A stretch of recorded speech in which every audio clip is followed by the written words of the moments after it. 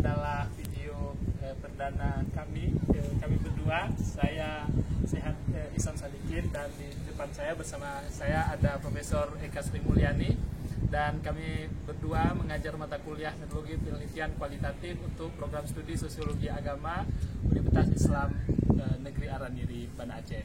Jadi ini adalah materi kuliah perdana untuk mata kuliah penelitian kualitatif, dan kita akan membuat satu pengantar awal tentang mata kuliah Metodologi Penelitian Kualitatif. Berikutnya nanti akan ada seri-seri selanjutnya yang lebih mendalam tentang mata kuliah ini.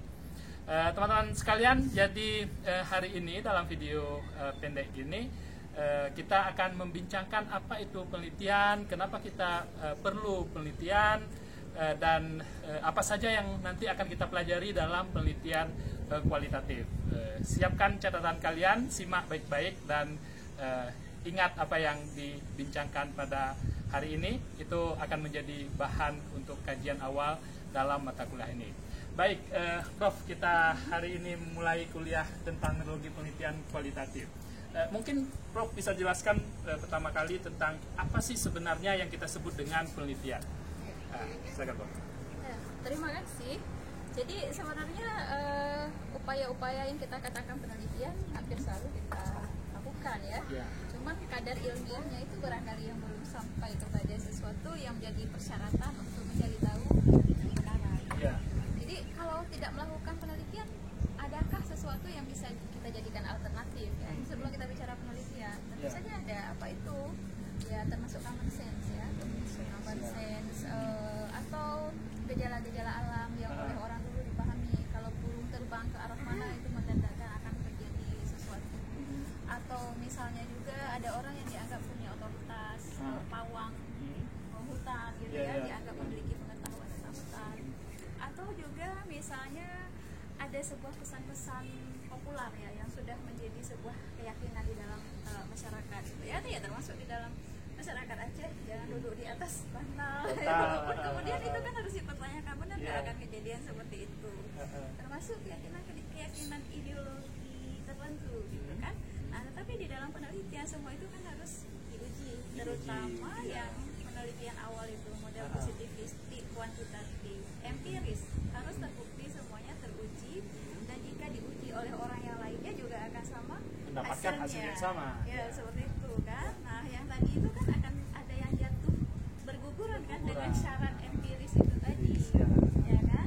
Nah, kemudian kan ada model penelitian yang post positivistik berdasarkan filsafat post positivistik. Artinya sebuah ukuran itu menjadi bervariasi kan, karena di dalam riset yang filsafatnya post positivistik atau yang kita kenal dengan nama kualitatif, instrumen utamanya adalah si peneliti itu sendiri.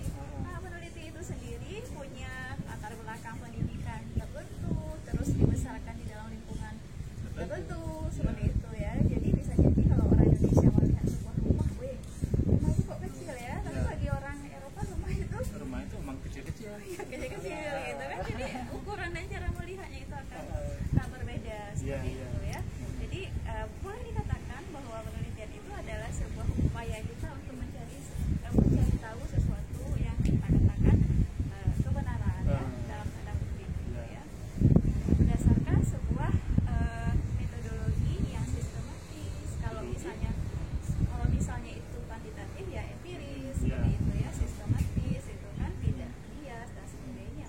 Berdasarkan cara-cara seperti itulah yang kemudian dalam mata kuliah ini kita akan pelajari ya, sehingga bias-bias yang tadi itu bisa dieliminir ya kan. Nah, salah satu bantuannya itu adalah dari teori, karena teori itu kan adalah sesuatu yang sudah terakumulasi lama-kelamaan. Kalau dia nggak tahan, ya teori itu akan jatuh. Jadi kalau kita bisa simpulkan bahwa penelitian itu adalah upaya mencari kebenaran dengan menggunakan metodologi tertentu yang sistematis untuk menghilangkan bias. Jadi pengetahuan-pengetahuan yang ada sebenarnya kita sudah dapatkan dari berbagai macam hal, tapi dengan sebuah penelitian kita ingin menghilangkan bias-bias itu.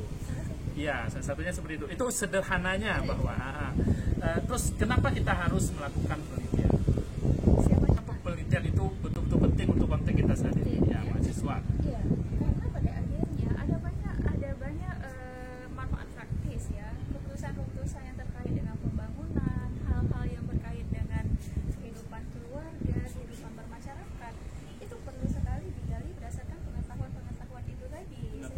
tadi. Iya, pengetahuan ilmiah sehingga tidak salah ambil keputusan, sehingga tidak salah dalam merancang program, karena semuanya itu ya kalau misalnya di dalam namanya evidence base ya, itu yang berdasarkan data, itu yang berdasarkan fakta, kan? Nah itu akan sangat penting. Nah mahasiswa adalah bahagian dari masyarakat yang akan memberikan kontribusi besar ya pada kehidupan pembangunan, kehidupan sosial selanjutnya setelah mereka jadi sarjana. Jadi ini pengetahuannya sangat penting. Iya, kalau bahasa sederhananya yang minimal tidak ditipu lah. Kalau di dalam Al-Quran kan dikatakan bila ada orang yang menyampaikan berita kepada kamu fata bayyanu, cek dan dicek. Kalau dalam bahasa Arab data itu bayanan. Iya. Jadi proses itu memang harus terjadi gitu ya.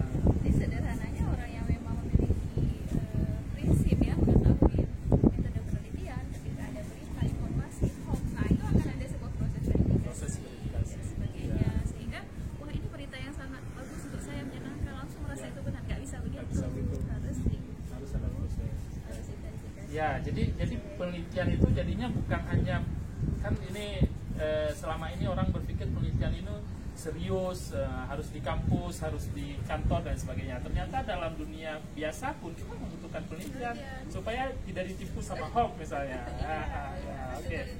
Ya, kita teliti dulu. Itu kan sederhana sekali padahal penelitian, tapi sebenarnya manfaatnya sangat luar biasa. Nah, untuk mata kuliah ini kita akan fokus pada kualitatif. Sebenarnya apa itu kualitatif dan apa saja yang akan kita pelajari dalam mata kuliah? Itulah proses benar ya di dalam ilmu penelitian itu kan ada dua, kuantitatif dan kualitatif. Kalau kuantitatif itu ya kalau berdasarkan filsafat ilmu alam, artinya alat dan ukuran yang sama itu siapapun yang pakai hasilnya akan sama. Nah, tetapi kualitatif itu juga dibutuhkan karena ternyata temuan-temuan yang kuantitatif itu biasanya adalah sebuah bentuk representasi gambaran umum. Kalau yang kita, kuantitatif. Yang kuantitatif. Tapi kalau kita ingin mengkaji apa makna dibalik fenomena yang tampak secara angka, secara statistik, itu memerlukan penelitian kualitatif. Misalnya kita melihat itu angka perceraian tinggi sekali, itu kuantitatif menampakkan angka kepada kita, tapi mengapanya itu nggak akan nampak dari angka itu. Nah, makanya kemudian kita memerlukan riset kualitatif untuk mengkaji suatu makna dibalik fenomena.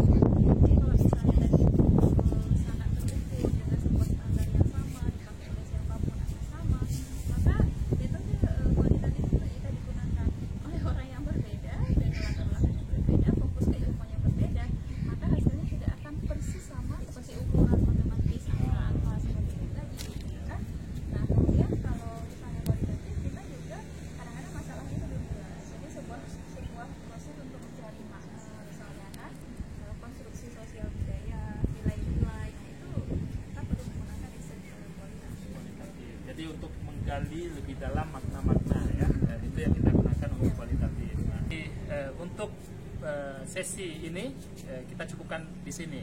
Kalian sudah mencatat beberapa hal tadi bahwa penelitian ini adalah sebuah usaha untuk menemukan kebenaran dengan menggunakan metode tertentu sehingga kita mendapatkan akar dari sebuah masalah. Jadi penelitian kualitatif itu ingin mendapatkan kedalaman sebuah fakta, sebuah data sehingga kita memahami lebih komprehensif dan lebih baik.